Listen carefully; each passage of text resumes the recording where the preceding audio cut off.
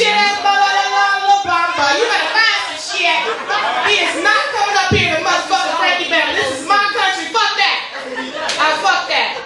Find some other shit. Ladies and gentlemen, get it up for Nesto.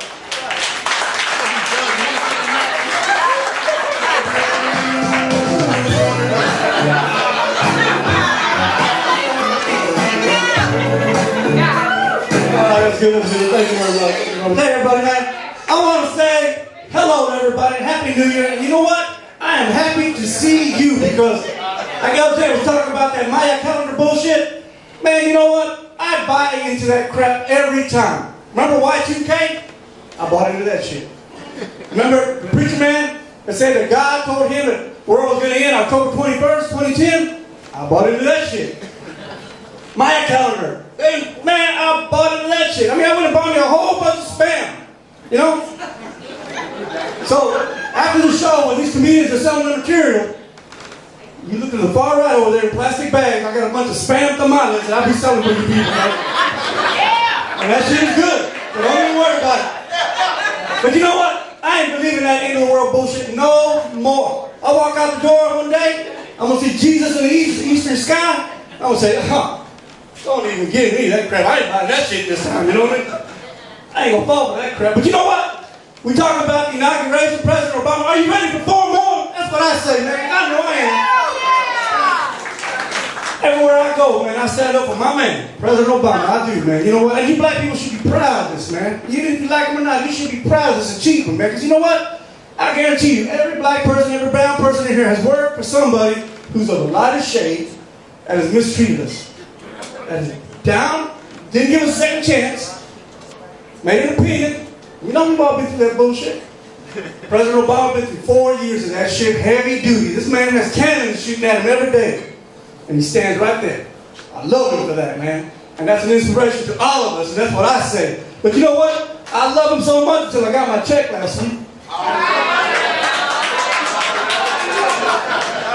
I saw them taxes, I said, save, brother, save, brother.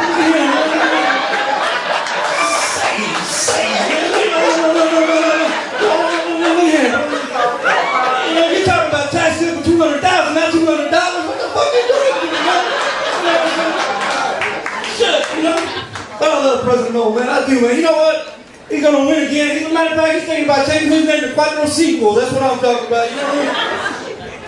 But I knew he was gonna win. I knew this thing was a slam dunk. I knew it was, man, because you know what they say? Once you go Barack, you don't go back. You never go back. But man, I remember that first election, man, him and John McCain, remember that? I really was caught in the middle of that election, man. I didn't know who to choose, man, because I'm a patriot of this country, like I'm sure a lot of y'all are, man. Patriot Americans, I am, you know? And here it is, John McCain, POW, war vet, my kind of guy. And over here, you got Barack Obama, my man. I didn't know what to do. So I do what I always do when I can't answer a question or a problem in my life. Being Latino, I drink about it. And I drank, and I drank, and I drank, and I drank, and I drank. And guess what? I still didn't know what I was going to do. On the way home, I started passing out behind the wheel. And you know the little speed bumps on the road? They told me what I needed to hear. Because every time I started to drift over to another lane, all I heard was, Barack, Barack, Barack. I knew right then and there who I was going for. You know what I'm talking about? But you know, these politicians are full of shit, man. They don't think they're talking about issues that we're dealing with.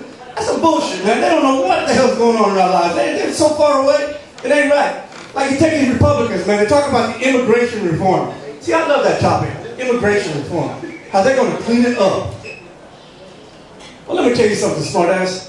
You take the Mexican out of this country, you're going to have to clean it up because ain't nobody else to pick up the shit for you. That's what I'm saying. You know? But you know what? There's 4 laws that I think need to be introduced to the legislation of this country. Now, if you're with me on these 4 laws, I want you to clap your hands and show me your support if you believe the way I believe. Law number 1. I think that every time a doctor fucks up and gives you the wrong medication, he should pay for it. What do you think about that? Law number 2. That they need to pass a law that a doctor can take a day off between Thursday and Sunday. That way we don't got to miss work to go see their ass. How do you think about that? law number 3. The insurance deductible. Get away from that bullshit. You pay, and then when you gotta use your insurance, you still need a deductible? That's some bullshit, man. Get rid of that shit. How do you feel about that? And last but not least, number 4. The most important one to me. This is the most important one to me. You know the luggage racks, and car luggage racks, and little luggage racks that sit up on top of a car? They need to outlaw that shit. Right. Get rid of those luggage racks. You know why? Because at 2 o'clock in the morning when you're going home from a club, you look in the rear view mirror, those fucking things look like lights. You know what I mean? But I'm proud of my man. You know what? Like I said before, man, you black people should be proud. If you got somebody up there, you did it, you made it, good for you. But you know what, Latinos, we're next. Damn right, we're next. Like right now, shit, we got that congressman, well, there's that senator, you know what? Fucking, we ain't got shit. We ain't got shit, man. Okay, I want to open up now today. All y'all that had a nice Christmas. Did you have a nice Christmas? Come on, let me hear you. Hey. Brother, I know we're talking to you a while ago. Now, you know what I'm talking about when I say you got to get that woman that special gift. You know what I'm talking about when I say that? Yeah. I like to call it a watch out gift. Because if you don't get her what she's looking for, you better watch out, man. That shit's coming.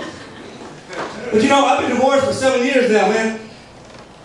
And I remember the last special gift I bought my wife. I bought her a $350 towel rack. $350 towel rack. You hear that? That's what I call it. Y'all call it a treadmill. You know what I mean? That's all that fucking thing's good for, man. Hold the towels. Shut up. But you know, we learned a lesson, man. We learned a lesson this Christmas, my family. And let me give you all a warning here, man. Be careful. Be careful what you pray for, because you just might be asking for it. Look at him. You see, we got our family together at Christmas, and my brother tells me that he's going to let my cousin Rick, our cousin Rick, do the prayer.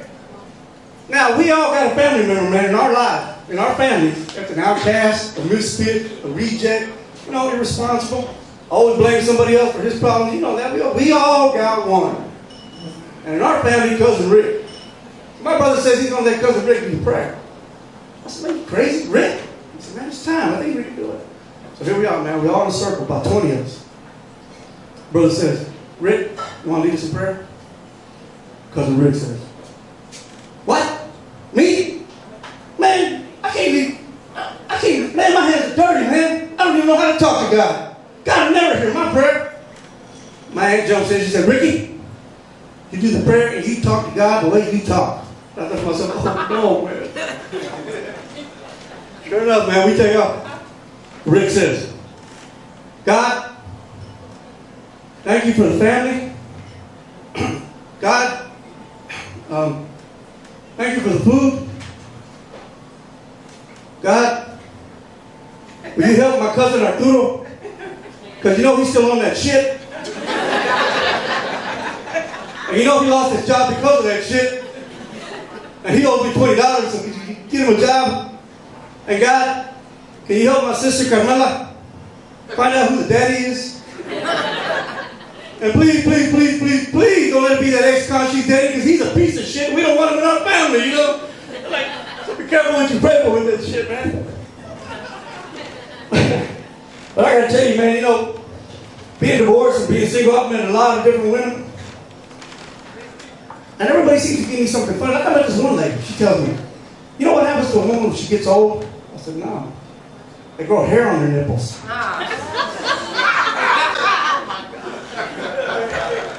I told her, you know what happens to a man when he gets old?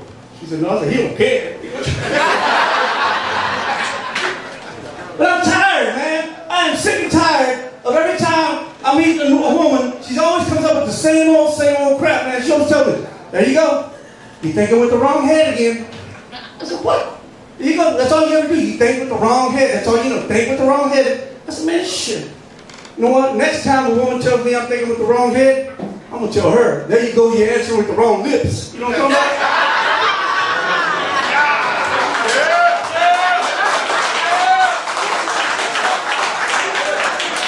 Power to the people. Power to the people. That's what I'm talking about. You know, Lisa Love. By the way, give it a hand for Lisa Love. She's doing a great job tonight. She's pumping tonight. She's pumping. Hey. Lisa Love talking about MLK. You know, my daughter was born on MLK Day. She's born January 15th. That's the real birthday right there. That's the real shit. That's the real birthday right there. She's born on January 15th. And when she was a little girl, she used to walk around talking about some dream. I was like, well, what's up with that? You know? But I missed that one. I didn't mention that, so I didn't. But it's cool. You know, there's so many things, man, that happened to me in my life, man, since I've been divorced. I mean, the women that I've met, some of the crazy shit, man. Like, for instance, I met this one woman. And I don't, you know what, I'm going to do that in here because I think it's going to work in here. Because, ladies, I know you ladies are aggressive. I know every woman in this house is aggressive. And I know everybody in here has said this at one time in her life. Now, I'm going to prove this. That this is a universal curse. I call it the universal curse. Ladies, I know you all have said this in your life. As a matter of fact, I'm going to prove it because I'm going to start the sentence and you're going to finish it. All right, ladies? I want you to think about this because it's going to come to you naturally. I'm going to start the sentence and you're going to finish it. All right? I hope one day it falls. Ooh, look at that. Woo-hoo. See that? Y'all said that calm. You know damn well when you say that shit in action, you talking about, man, you got the machete in your hand, you ready to go, you know? That's what I'm talking about. I mean, what happened, man? Did somebody in your life, when you were growing up, was there an aunt, was there a mother, a grandmother, did somebody in your life tell you, when you were a little girl, look, one day your man is really going to make you mad. And when he does, this is what you're going to say. You're going to say, I hope it falls off. I mean, because everybody does it. You're never going to hear a man say something stupid like that. You will never hear a man say, I hope one day it closes up. You know? Hey, what channel am I on? You know? But you know, I got some special gifts for Christmas, man. My Christmas was pretty special this year. I got some special gifts for Christmas. I got some 3D glasses for Christmas.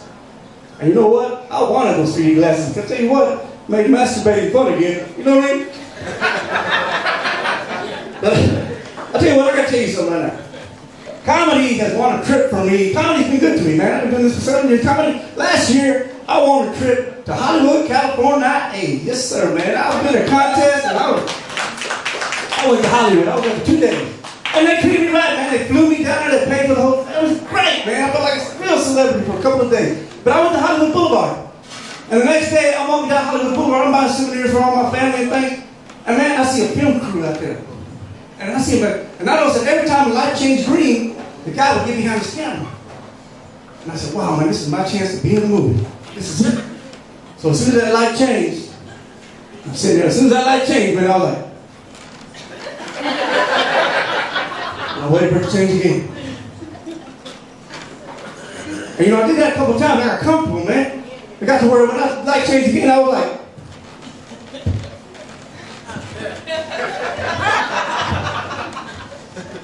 man, that guy behind the camera looks at me and says, hey man, what are you doing? I said, man, I'm sorry, man, I'm from Dallas, Texas. I was just trying to get into your movie. He said, movie? We're shooting landscape. I said, get out of the damn way, you know? All right, y'all, it's my time. Thank you very much. My name is Nesto. Thank you. Happy New Year, everybody. God bless. And viva Barack Obama. Oh, yeah.